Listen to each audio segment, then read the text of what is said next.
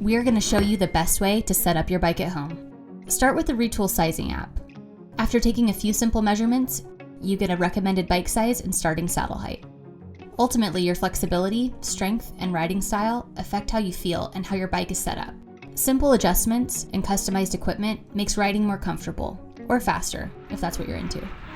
You'll need a stationary trainer and wheel block, 4-foot level, metric Allen wrenches, torque wrench, and a plumb bob. If you don't have all this equipment, we'll share a few hacks that may get you by. Set your bike up in the trainer. Follow the instructions specific to your model. Use a wheel block for support and to level your bike. No wheel block, no problem. Try stacking books instead. Make sure the bike is level. Do this by measuring across to both axles. Adjust the front wheel height to level the bike. If you don't have a 4-foot level, use a measuring tape to check that both axles are the same distance from the floor. Wear the clothes you plan on using when you ride. Get on and start riding. Relax, pedal, and settle into your riding position. First, we're going to adjust the saddle height. The goal is to use your muscles efficiently and optimize joint function. Once you've settled into your riding position, stop pedaling. Let both legs hang freely. This keeps your hips centered on the saddle.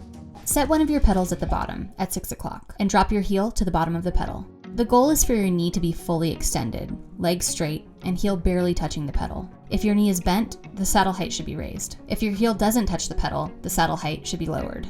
Loosen the seat post clamp and adjust the saddle height, up or down as needed. As you adjust, double check the saddle is pointing straight forward. Use a torque wrench and tighten bolts to recommended torque spec. The next adjustment is saddle setback. Similar to saddle height, this affects the muscles activated while riding and reduces the chance of knee injury. Now we'll use the plumb line. If you don't have one, improvise with a 3-foot long string tied to something heavy enough to hang straight down. Stop with one of your feet forward at 3 o'clock, level with the floor. Drape the plumb line over the front of your knee and lower to the pedals. The goal is for the front of your knee to be directly above the end of your crank arm. If the string is in front of the crank arm, slide the saddle back. If the string falls behind the crank arm, move the saddle forward. As you're adjusting, make sure your saddle is level. For curved saddles, use the middle for reference. Retighten to recommended torque spec. And while we're talking saddles, riders are unique, and for that reason, body geometry saddles come in all sorts of shapes and sizes. Check out our other videos to learn more.